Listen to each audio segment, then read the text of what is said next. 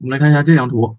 这是整个前锯肌，然后呢，这一个部分呢是前锯肌在体表可见的部分啊，其他肌肉都画上之后呢，就这么一点是在体表可见的。还有一个特征啊，也是刚才说到的那个特征啊，它是鼓出来的。我们看啊，它在女性人体中肌肉不那么发达，下面的这一块呢鼓出来的是肋骨的造型，它不是腹外斜肌的造型。那么上边的这一块，它鼓出来的呢就是肌肉前锯肌肌束的造型。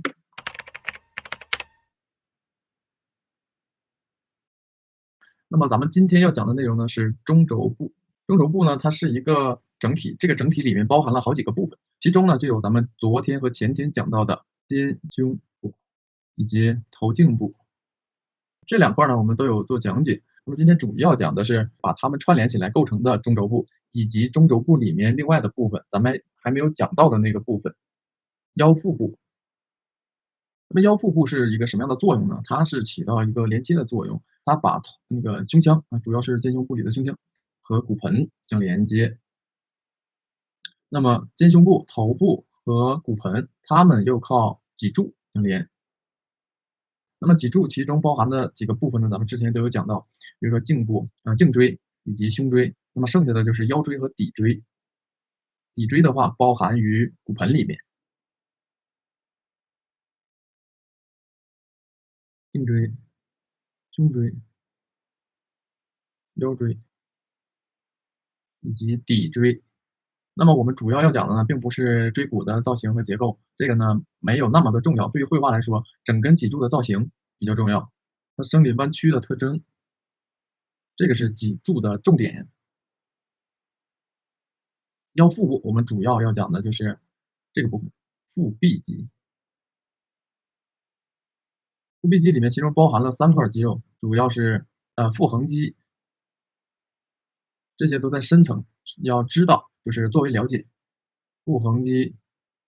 腹内斜肌不是3块，刚才说错了，是4块。腹内斜肌，然后是腹外斜肌以及腹直肌。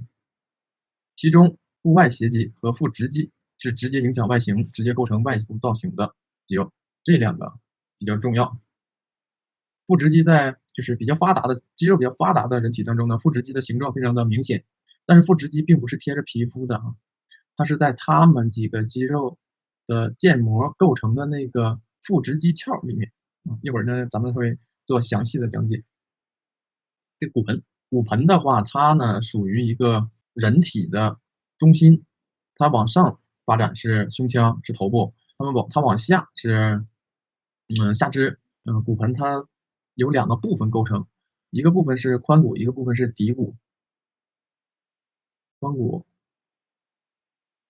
另一部分是骶骨。髋骨呢有2块，左边一块，右边一块。髋骨属于下肢骨的腹直骨，就是下肢的腹直骨。就是下肢骨附在它的上面，通过髋骨和骶骨相连，和整个脊柱相连，和整个人体相连。那么中轴部在人体当中它属于什么呢？它属于哪一块呢？就是除去四肢所剩的部分。除去四肢所剩的部分是中轴部。那么除去四肢和头所剩的部分就是躯干。中轴部不等于躯干这2个概念容易混淆。那么在这里呢，大家可以稍微了解一下，中轴部指的是除去四肢包含头部，那么躯干呢是不包含头部。不过我看在有一些书里面，包含头部的也称为躯干，也不去说它是对是错，只要是对绘画有帮助的都可以用。那么在这里呢，我更倾向于，因为它是从解剖学中来的应用解剖属于解剖学的范畴它不是说解剖学的范畴它是里面应用人体结构中的解剖部分，属于解剖学的范畴。但是呢，应用人体结构里面呢，不光有解剖，所以说在应用人体结构的讲解当中有一些人不是特别的注重解剖学中的准确性，所以会出现这种混淆的概念。因为我个人是比较习惯把这个事情做得更加严谨吧，我比较喜欢追求严谨性，所以说应用人体结构中的解剖部分也是尽量去符合解剖学的概念，就是接近于准确，比较追求这个，这样的话才能够理解的更深刻，理解的更深刻，你在画的时候才能画得更深入。更有道理，画的不是胡编乱造。然后呢，我们先说一下骨盆，那么这个就是我们骨盆的整体，后边的这一块就是骶骨，骶骨下面有几块尾椎骨啊，它们共同构成了骶椎。这几块尾椎骨呢是融合在一块的，在体表不可见，所以呢只是稍多了解即可，知道有这么个东西就行，这个不用太在意。大多数情况下也不会去画它。两边的这两块就是髋骨，髋骨在这个位置和骶骨相连，它们之间呢联系的比较密切，它们之间的这个关节呢是不可动的。然后髋骨往前，在耻骨的这个部位啊连在一起，中间的这一块呢叫耻骨联合，这个部分呢就叫耻骨联合处。那这个地方呢也是人体的终点，就是从头顶到脚底的中心，在这个位置。骶骨、尾椎骨、耻骨联合，左侧的髋骨以及右侧的髋骨，这个是骨盆的构造。那么对于骨盆，它的造型呢相对来说复杂了一些，每个角度看呢都不太一样。但是我们不用去会默写骨盆，我们只需要记住骨盆上面的几个重点即可。我们再回到这张图上来，那么骨盆的重点在哪呢？这个位置，髂前上棘，髂前上棘，它是腹部正面和侧面的分界，它也是一个重要的体表的骨骼标记，在体表比较容易观察到它。它是正面和侧面的分界，这个很重要。耻骨联合是人体的1/2处，这个也很重要。然后从髂前上棘向后沿着过来的这个边缘叫髂棘，我写一下啊，一个骨一个克，这念髂，一个山一个棘，这个是髂棘。这个字呢，就是隆起来的一条隆起来的造型，称为棘，这个棘，山脊的脊。那这个呢是凸出来的点，这个脊是这个脊凸出来的一个点，然后凸出来的一条线或者一条棱，是不一样的字。髂脊和髂前上棘，到骨盆的后边的这个位置，那在前面呢看不到，在后面能看到。这两个位置呢比髂前上棘更近，髂前上棘是比较远的，这个是髂后上棘，这是髂后上棘。好，对于骨盆在体表能够看到的、能够找到的就是这些了，上棘、髂后上棘以及髂前上棘。然后腰腹部的肌肉呢，基本上就是到这个位置停，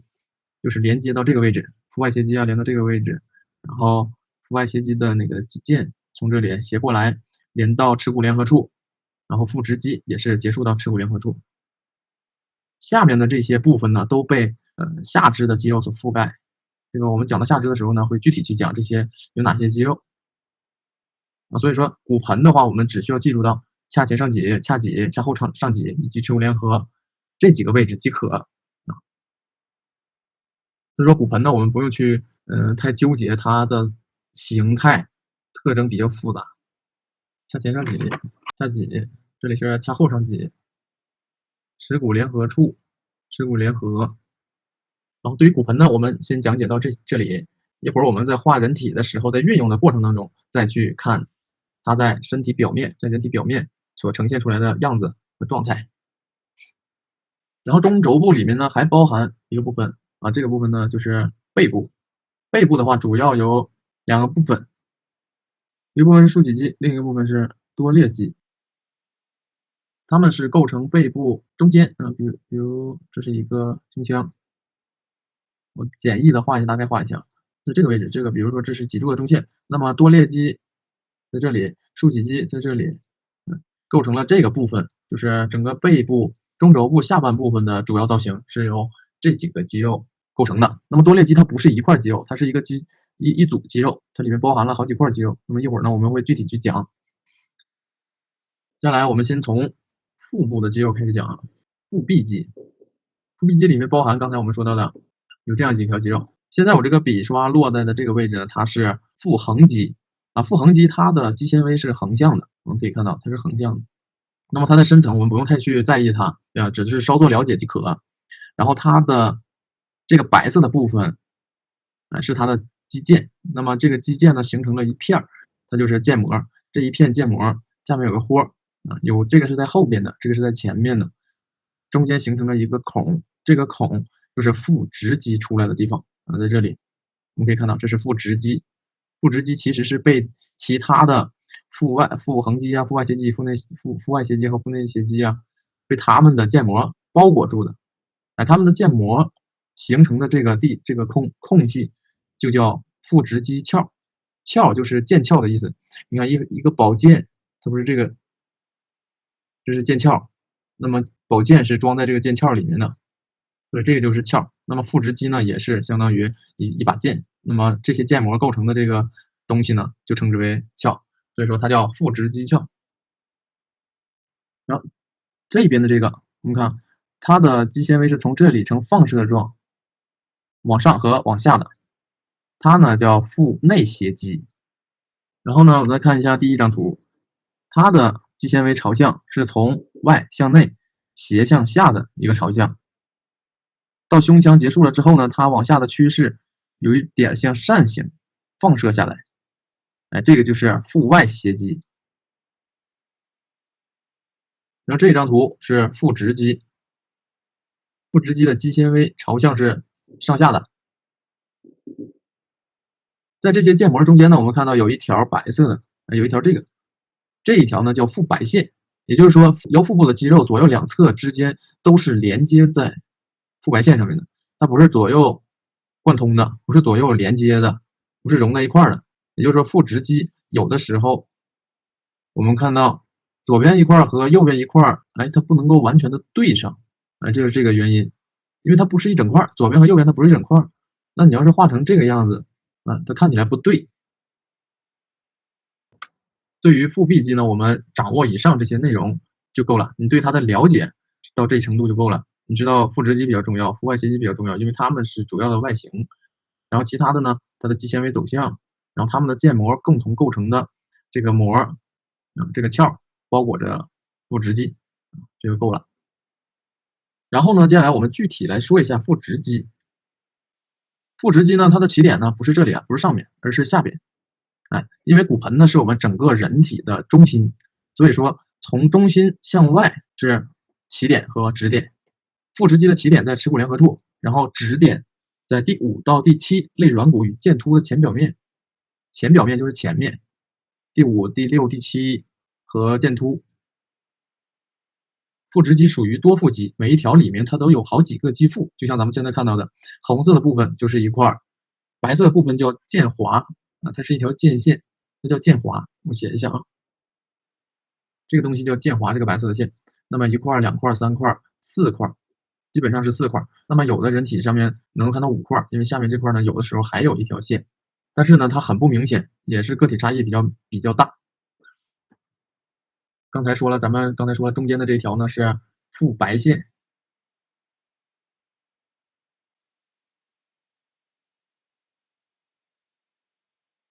我把它标注一下，这里是肌腹，腹直肌是一条多腹肌。然后腹直肌的造型呢，它是一个上面略宽，逐渐往下变窄这样的一个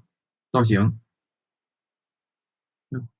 左右各一条，中间是腹白线。那么在腹白线中间还有一个结构，这个结构呢是脐孔啊，俗称肚脐眼。最下面一个肌腹，它的腱华呢大概就在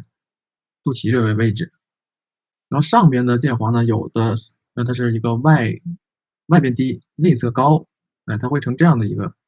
造型特征。中间的这条呢略平直，然后呢两侧呢有的时候呢它不是对着的。它不是正冲着的，有的时候它会错开，因为它是单独的2条。那么这个腱华的造型呢也是不同，为什么呢？因为腹直肌里面的这些肌腹啊，它是肌纤维，它是自然生长的，它不是机器生产的，它没有规格。那么这个肌纤维这边如果长一点呢，这边的肌纤维短一点，外面的肌纤维长一点呢，那形成这个腱华呢，自然而然就形成了这样的一个造型。那有的时候呢，这边长，突然变短，然后又变长，它就有可能形成这样的一个形状。这个的话呢，我们需要去观察不同的个体，然后去看它不同的造型特征，它是什么原因？它归根结底就是因为这个原因，所以产生了各种各样不同形态特征的腹直肌，俗称的腹肌。最有魅力的一块肌肉。然后我们再来说一下腹白线，我们看一下这3个模特的腹白线啊，我用粉色的部分呢画出来它们的特征了，粗细不同，有的呢是整条都比较细，有的呢是上面细，中间宽，然后最下面细，有的呢是从上面就比较宽，到下面比较宽，到肚脐下面呢就比较细了。也就是说，最下面一对儿中间永远都不会分得太开啊，上面有可能分开，有可能离得很近。你看这个每一个人的腹肌形态都不一样。这个如果没有对它的一个基本的了解和对不同个体的深入研究和对比啊，是不会发现的这个特征。如果我们知道了这些特点，在画的时候你就能够表现出各种各样的个体特征，就不会画人千篇一律啊，就不会把所有人都画成一个概念的样子，达到一种自然的境界。还有就是这个腹直肌的长短，有的人呢上边的这个部分呢比较短，下面的比较长，有的呢是上面的都比较长，下面呢短了一些，这个都是个体差异。我们知道了有这个特征之后呢，再去对不同的模特进行观察的时候，你就能理解它的形态为什么会是那个样子啊，这个人是这个样，那个人是那个样，基本造型特征不变，然后呢又有一些个体差异啊，就是这样。我们只有在画比较健壮的男性人体的时候，这个腹肌会比较明显，需要去画。我们去画那个比较胖一点的男性人体呢，他的腹肌可能也没那么明显。然后在画女性人体的时候呢，大多数情况下也不需要把她的腹肌画得那么明显。下一块讲一下脊柱。人体呢本来是一个整体，是一个综合整体，它包含了很多的部分。在学习的过程当中呢，必须要把它拆解开。那么怎么去拆，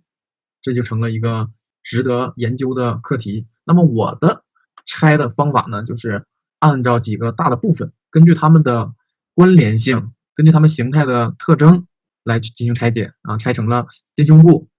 头颈部，然后包含肩胸部、头颈部、腹部的中轴部以及上肢和下肢，这样去拆解的。那么重点在于如何把它们拆解开来之后，再能够把它们融合在一起，拆开来单独去认识每一块，然后呢再把它们联系在一起，再把它们融合在一起，去发现它们之间的各种各样的联系。这样的话，我们在画的时候就能够解决很多问题，在画的时候就不至于单摆副歌，画一块是一块，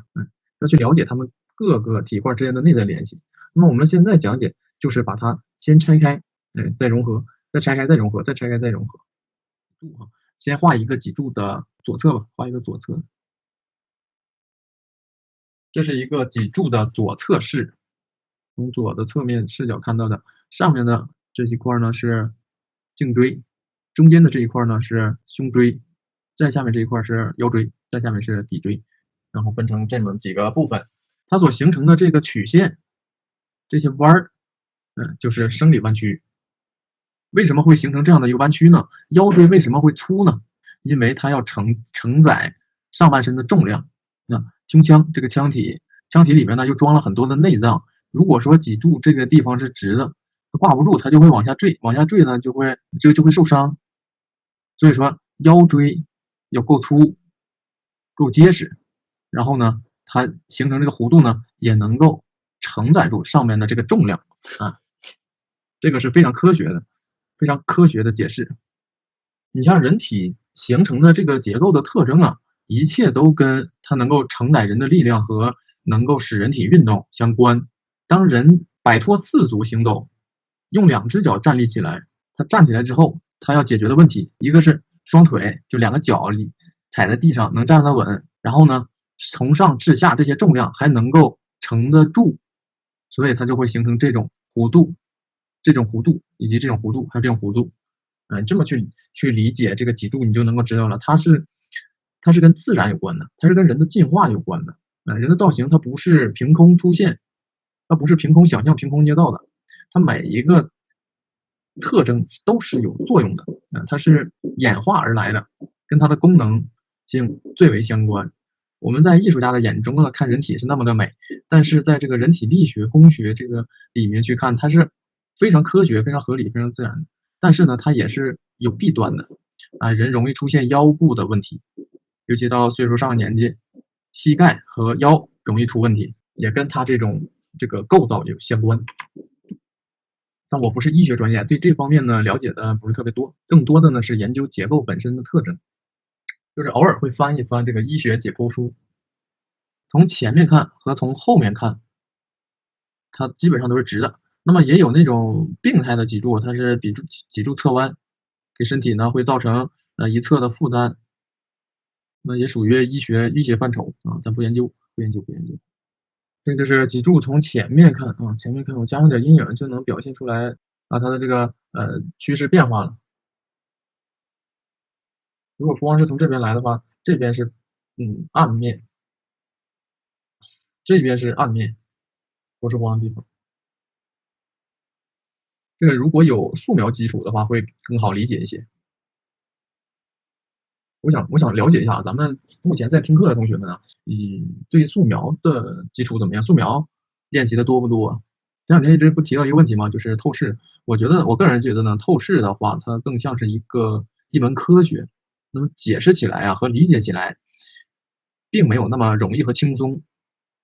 我觉得作为绘画来讲的话，想要去深入的掌握透视，那么应该从结构素描入手，去画一些几何形体，去画它们的透视。当把几何形体的透视弄清楚了之后，弄明白了之后，再去画一些建筑啊、房屋啊，这样的话可能会对你理解这个透视的话帮助会大一些。怎么算多呢？就是基本没什么问题，你画东西能表现出来它的体积和空间啊，再多一点呢就是表现出来它的质感。素描研究的问题就是这个，如果对体积和空间呢都能够掌握并且能够表达出来，这个就算素描基础还 OK， 这个是过关的。那么呢，接下来我给大家画一个骨盆啊。我画骨盆的话呢，我也是跟刚才给大家说的一样，我会先去找它的髂前上棘，两侧的髂前上棘，这个是相对的，相对的。然后髂前上棘再往下，中间连接，找到它的耻骨联合，这几个点构成了腹部的正面。那这个正面呢，有的时候会略微有一点朝下，稍微有点朝下。然后这个从髂前上棘往后去绕一个圈儿，然后从另一侧同样绕一个圈儿。后面是髂后上棘的位置，髂后上棘呢比髂前上棘靠得近，然后位置相对来说也更高一点，所以说呢落在这个里。再往下呢，可以先把它们概括在一块儿，这个地方和这个地方可以作为骨盆的最低点，骨盆的最低点往这里连形成的这个位置啊，这个叫耻骨弓，这一个角，从髂前上棘往下，这还有一个凸起，这里叫髂前下棘。另一侧同样也是髂前下棘，髂前下棘下来的这个位置往前走，这个是耻骨的上缘、上边缘，这个是骨盆的入口。骨盆入口的这两条线呢，左边条、右边条，这条叫弓形线啊，就是这个弓形线。骨盆女性比男性宽，那么这个骨盆入口也是女性比男性大，因为是生殖的需求，因为要生孩子、生小孩。在侧面有两个凹进去的结构，凹进去的这一块称之为髋臼。那么髋臼是下肢骨附着的地方，下肢骨和它结合的地方。耻骨这个位置呢有一个孔，这个孔呢叫闭孔，知道有这么个东西就可以了。其实呢，知道它对你画来说没有太大的作用，不会因为你知道它的名字而画得更好。能让你画得更好的，就是正确的理解以及正确的运用。但是懂得更多呢，可以装一装啊，跟人聊天的时候成为一种骄傲的谈资。或者说你有什么头疼脑热或者有什么小毛病啊，去医院的时候，你可以轻易的跟医生说出来，你到底哪里不舒服啊，不至于说半天你说不出来。那这么一个骨盆它就出来了。那么更多的我们去概括骨盆呢，可能讲的更多的是这样去概括，或者是这样。其实这个方块和骨盆没有太大的关系，但是呢，画人体的时候呢，可以用可以把骨盆和周围的这个结构整个概括成这样一个造型，也没有关系。只要是你画着画着能把该有的结构都给它添上，都能画出来，这么画也行。它不是目的啊。我们概括一个方块啊，还是一个倒置的圆台啊，或者一个盆的形状啊，它都不是目的，只是方法过程中的最前面的一个东西。这种概括呢有必要，但是不能太过于纠结和停留这个地方太长。我们可以去画什么呢？就是通过一些解剖软件，我们可以去画它的各个角度。画的时候呢，也是有根据的，去先归纳，通过归纳的结构，再逐步的往里完善它的具体特征，它的自然造型特征。这样的话就会更好一些，而不是漫无目的的去抄。抄的话永远都不会有好结果。所以说，我们从这几个关键点着手，然后概括它的基本结构，然后一步一步逐渐去完善，逐渐往里深入，这就是一个从无到有的一个过程。从构建整体造型到逐渐丰富自然特征这样的一个过程。刚才我们说到这个脊柱，这一段弯曲呢是颈曲，这一段弯曲是胸曲，这一块是腰曲，这块是骶曲。所以脊柱呢，我们掌握这些就够了。然后就是脊柱是上面窄，下面宽这样的一个造型特征。因为腰椎呢，它承载的力量更大，所以说它更需要那个力量，所以它会更粗壮一些。然后其中呢，颈椎最为灵活，因为我们的脖子比较灵活，我们的头能朝向各个方向，这个是颈椎的功能。然后呢，其中最不灵活的就是胸椎，胸椎它也能动，但是呢，可动范围比较小。然后骶椎也不能动。第二灵活的就是腰椎，因为我们的腰间它呢也能活动，能前屈，能后伸，能左右摇摆，也能旋转。每一个椎体和椎体之间，它们的可动范围比较小，但是它是一堆，它们加一块儿，可动的范围就相对来说变大了，它能做的动作就更多了。那么普通人的运动范围和某些运动员的运动范围它也不一样，比如说一些杂技演员，他柔韧性比较强，那他的可动范围就会更大一些，或者说某些舞蹈演员或者跳舞的人。接下来我们说一下整个背部的肌肉。那么背部的肌肉呢，我拿这个图来给大家说。这张图，我们先来看一下这张图。我们先来说一下那个竖脊肌。竖脊肌是整个后背从上到下的一大条肌肉。那么在画面里呢，显示的只是身体的右侧的肌肉啊，左侧的没有去做它。它是一个肌群，这一个肌群里面包含3种肌啊，一种是脊肌，一种是最长肌，一种是下肋肌。那么从头到胸到腰来分类，大概是这么几个肌肉。那么它的名字我们不用去记，它们有多少块我们也不用去记，我们要记的是它的形态，这个是它的形态特征，也就是说它对体表的影响程度。我们要掌握的是它对体表的影响程度的大小。在越往上越薄，越往下下半部分，我箭头现在圈的这个部分是对人体外形影响最大的部分，也就是它最骨溜的地方。这块呢我们称为外侧链，越往上越薄，越往上越薄，在体表不可见啊，最薄的部分是这里，它在体表不可见。那么在下面这一块呢是它的肌腱，是这个竖脊肌的肌腱。竖脊肌的肌腱它是没有厚度的，它是非常薄的啊，厚度可以忽略的。那么在这个部分鼓出来的它有2条非常强壮的非常鼓的肌肉。我们伸手摸自己后腰呢在站起来的时候就是更加明显一些。这个就是多裂肌，刚才咱们说的多裂肌。那这条就是多裂肌。多裂肌呢位于整根脊柱后面脊突的2侧，它是在这个凹窝里面的，在这个下半部分最后，多裂肌最后的部分是这里。所以这个我们后腰这里呢，就是伸手一摸能摸到2根柱状的肌肉，它比较重要，它非常重要。如果它受伤了的话呢，我们基本上就需要躺着就起不来了。这个是多裂肌。我们看这样说，这是一个女性人体的后视啊，从后面去看，它的肌肉呢没那么强壮发达，没那么明显，但是它后面的这个肌肉，这2条柱状肌肉还是比较明显的这就是竖脊肌和多裂肌它构成的造型特征，2条柱状肌肉中间形成的这个沟。你看竖脊肌在人体当中这个地方比较鼓就是这个竖脊肌的这个部分影响的外形。这个呢就是竖脊肌在人体表面有影响的部分，竖脊肌和多裂肌在下半部分在体表能够看得到。比较微妙啊，但是它的肌肉的轮廓边界不会有那么的鲜明，哪怕再强壮的人，他也不会太鲜明，因为在它的外面呢还覆盖着背阔肌啊，也会弱化它的边界和轮廓。在这个动作下，手臂上抬，肩胛骨向外滑动，然后露出来的这个部分，也是能够看得到的，就是在某些运动下它可见。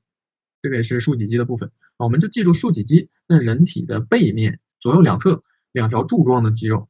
就可以了。这是对于竖脊肌的理解。你看女性人体中，它的背部中间的这个凹沟两侧鼓突出来的肌肉就是竖脊肌，下面这一块呢就是多裂肌，多裂肌一直连到骶骨的后面啊，骶骨的后面。在胸腔往后仰的情况下，后面的脊沟呢会变得更深，因为呢后仰两侧的竖脊肌和多裂肌收缩隆起，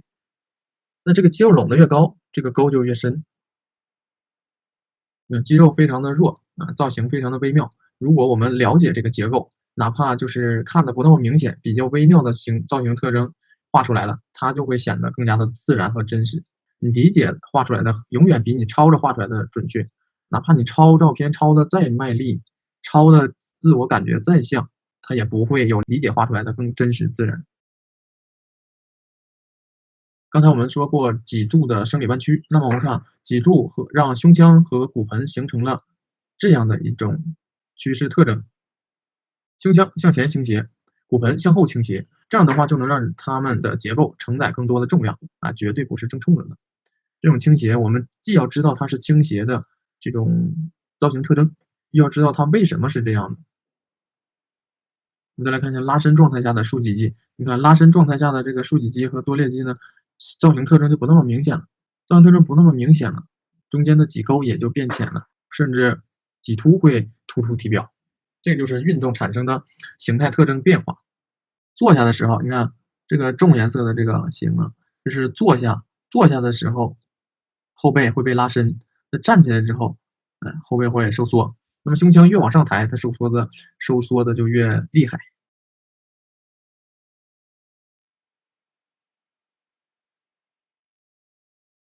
我们刚讲完背面呢，所以就先来一个背面。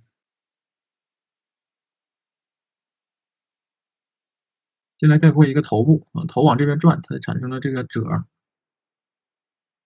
这里是斜方肌中间的肌腱部分，然后肌腱中间呢有第七颈椎突出体表。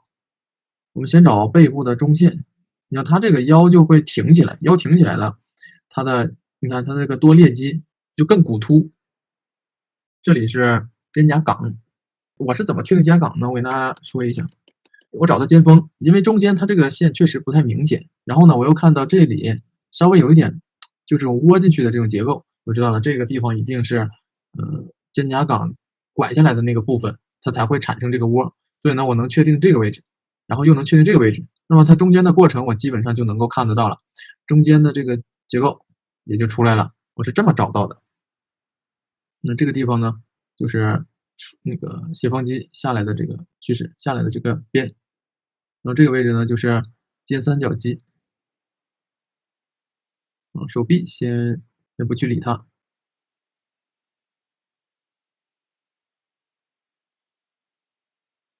根据这一侧，那跟它对称的另一侧大概应该在这个位置就能够确定了。有的时候我们看人体啊，人体表面呢跟那种比较规则的解剖图是没有那么强烈的关系的，感觉对应不上的，这个时候就得靠自己去猜，只要是猜的合理就 OK，因为你也不可能把人剖开看看画的是否准确，就是画看起来让人感觉啊这样是对的就可以。就是背阔肌的造型其实没那么明显啊，除非特别强壮啊，它那个肌纤维特别明显，能够看到这种放射状的条。但是我们现在看到的是什么呢？你看这一块鼓出来的是吧？这里就是这个竖脊肌，下面这个柱状是多裂肌，然后那个背阔肌是覆盖在它们上面的一个薄的像扇形的一样的肌肉。你看这个地方鼓出来又下去，它有一种向外鼓的这种感觉。鼓完了之后呢，拐进去的这一块就是这个髂脊的位置，这里就是髂后上棘的位置。你看骨盆的话，我们只要找到了这里就可以了。对，这里就是腹外斜肌。腹外斜肌是包裹着整个腹部侧面的肌肉，然后向前和向后都有延伸，它是包裹着的一个感觉。那么我们要是画它的时候，怎么去画呢？我会根据它，然后猜测一个胸腔，它的胸腔大概是什么样的一个造型呢？什么样的一个角度呢？胸腔的角度如果不好去判断的话，先去找它的中线也可以，大概是这样的。贴着中线往左和右去画它对称的结构，左边的结构和右边的结构是对称的，那么它在一个形体里面一定是有关联的，有关联的地方就可以对比着去找，这就是它的斜方肌。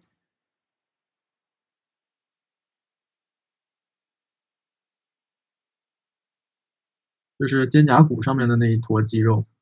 肩胛骨上面的这一大块，背阔，背阔的轮廓没有那么明显，然后这个部分的肌肉呢，是我们刚才讲到的竖脊肌。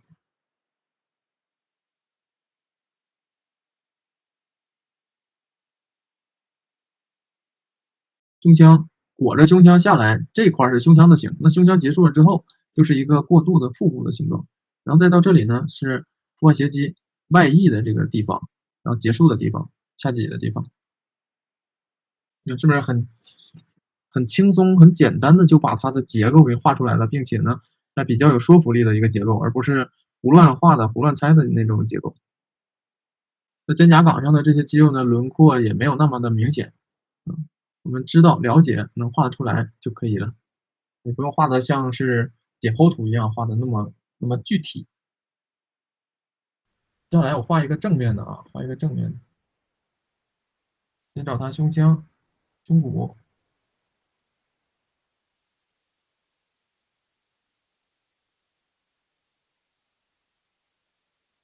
小结构、锁骨，然后肩三角肌，另一侧的胸大肌、背阔肌，另一侧的背阔肌，然后它的骨盆，那腹部不是直的，它是有起伏的。这个拐点下来呢，那这个就暗示出胸腔的形态，胸腔的骨骼的造型。你看是不是比较简单，就把一个人体的这个结构搭建起来了，看起来就会比较有说服力。然后这就是中轴部，下面就是胯了。然后这个地方胸大肌、背阔肌有一些鼓出来的肌肉，那么这个肌肉在前端和腹外斜肌相咬合，这一块肌肉我们现在在说，我们之前讲肩胸部的时候并没有说它，它这一块呢叫前锯肌。然后我们看一下前锯肌的附着点，它的附着点形成了一个曲度，然后肩胛骨呢回到它的正常状态的时候呢，遮盖住了它的一部分。那么它从肩胛下角的地方呈放射状向前，那么它一般在体表可见的部分呢，就是这一点，从横向一直往下倾斜，这一块是在体表可见的。前锯肌呢，它是一块比较有力量的肌肉，因为它的肌纤维呢也比较粗壮，所以说它的体表是鼓出来的。前面的这个造型，尖的这个造型叫趾状突，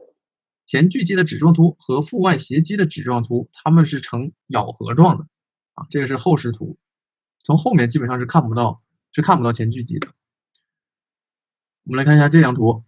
这是整个前锯肌，然后呢，这一个部分呢是前锯肌在体表可见的部分啊，其他肌肉都画上之后呢，就这么一点是在体表可见的。还有一个特征啊，也是刚才说到的那个特征啊，它是鼓出来的。我们看啊，它在女性人体中肌肉不那么发达，下面的这一块呢鼓出来的是肋骨的造型，它不是腹外斜肌的造型。那么上边的这一块，它鼓出来的呢就是肌肉前锯肌肌束的造型。前锯肌在体表可见的部分，前锯肌的趾状突朝向，在体表可见的地方呢，它基本上是从横向逐渐向下，呈放射状。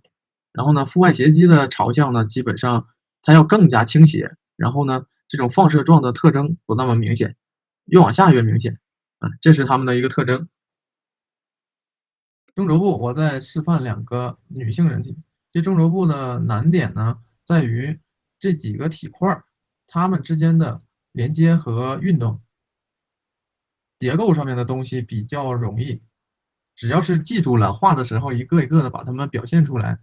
都差不多。能让它们联系到一起，很自然，比例啊没有什么问题，这个才是关键。这是一个女性人体的基本轮廓。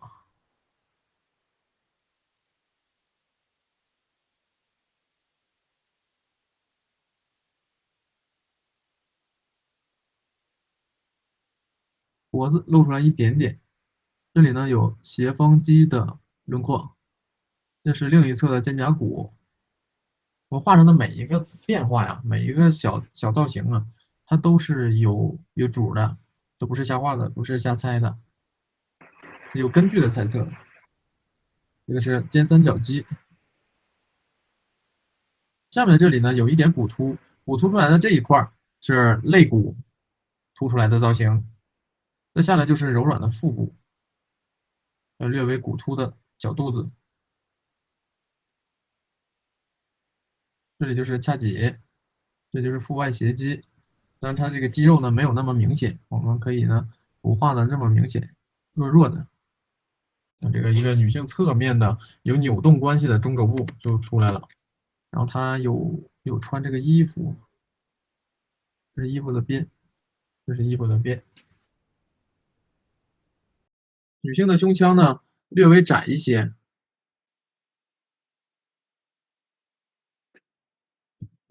是头和颈的轮廓，这是锁骨，根据锁骨我们就能确定肩峰的位置，因而能够确定肩三角肌的造型和位置。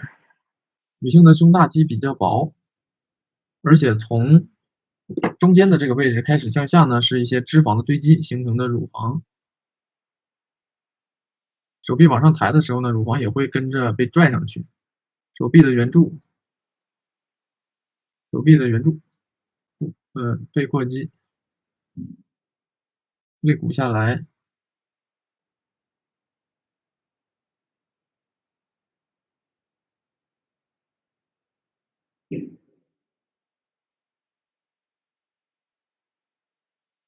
那这就是一个女性人体中轴部的搭建过程，从胸腔，然后到头颈部，然后再到胸腔的锁骨，确定就是一步一步的，我们把它的造型完善，每一个结构的出来都和之前画上的结构相关，它们都是相辅相成、相互联系、相互成就这样的一个整体关系。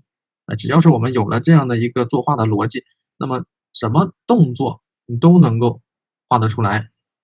都能够解决掉。怎么样？大家现在对中轴部这个部分的理解应该有一些理解了吧？在画的时候应该是有方法了吧？不至于就是不知道从何下手。有同学说投影要怎么理解？投影的话，它是属于素描的范畴，有体积，有光，产生了明暗，产生了投影。你只要是理解了它的体积，那么你再去画它的明暗和投影的话就不成问题。所以说它是素描范畴的内容。你看女性人体啊，它没有那么多棱角，它就比较圆润，过度的话呢比较自然。但是呢，该有的结构和特征啊，它也有，只是那些结构就比较弱。因为这个地方呢，就是髂脊的位置，大概是髂脊的位置。这里呢，就是髂脊前面的这个平面。髂脊前面这个平面呢，它不太容易堆积脂肪，所以说这个位置还略平。然后肚的这个地方略鼓，它的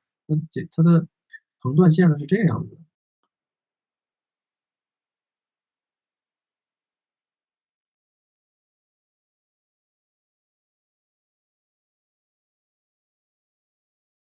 然后女性的腹部中间这里呢是隆起来的，隆起来的这个造型的两侧呢，还有往下凹的这个形状，就是这个起伏变化。以肚脐为中心，周围有一圈隆起来，这圈隆起来的形状呢，比较类似于甜甜圈。这块叫腹隆出。刚才咱们说啊，阴影呢，它属于素描的范畴啊。只要是你对形体结构呢有理解，你就能快速的找到它的几个大的朝向面，把亮面归纳出来，把暗面归纳出来，暗面一给，它的阴影就对了，就给对了。这是一种体积的理解和块面的归纳。看来人体课应该和素描课同时开呀，因为素描这个基础呢还是非常的关键和有必要的。你看我在归纳这个头的形体的时候，我就是先给上一些调子，完全没有太关注和在意里面的细节变化。这个时候就是看的大的形体，就像做雕塑的时候，砌它的大形，你看稍微一抹，这个头的体感就出来了，就很有这个体积的感觉。因为我本身是学雕塑出身的嘛，所以对于这个形和体积就比较敏感。然后呢，如果有条件的话，也建议大家有机会去做一做雕塑。那你做雕塑，你捏泥人的时候，你就能够感受到它的体积，它的空间，它表面的造型的起伏变化，这个也很有帮助，对理解形体结构很有帮助。我之前在上课的时候啊，就给学生买一些油泥，然后呢，也偶尔抽出一些时间来带着学生去做一些泥人，比如说捏一些头骨啊，捏一些人的头像啊。哎，在做完这个泥人之后呢，他就对于形和体积的理解呢，就会更加的立体一些，就能够更加注意纸面这种二维平面上的空间，远近的纵深，这也是挺有用的。如果大家有条件的话，可以试一下。咱们之前呢一直在讲结构啊，在讲结构。那么我刚才画的这两个呢，其实就是运用了一些素描和速写的表现语言，就是直接去画它的这个人体，当成一个速写和素描来画。那大家对于结构掌握的够深刻之后呢，你就可以用一些更自然、更放松的手段去表现这些结构。这是我们掌握人体结构、去学习人体结构的根本目的。我们学解剖不是为了画肌肉人，我们掌握人体结构不是为了把人画成体块儿。归根结底，我们掌握的是一些基本逻辑、基本造型，然后为的是呢表现自然丰富多变的人体之美。结构呢掌握的好了，我们就可以用这种速写、素描的形式去自由的去表现一下。你看表现的时候，虽然画一些这种小调子啊、小阴影啊，但是它也都是符合结构的。它也都是符合结构特征的。那么如果说我们没有这种表现语言的表现手段呢，那就可以中规中矩的，我们就可以一步一步的从构建形体搭建的这种逻辑上去把人体画出来，这是也是可以的。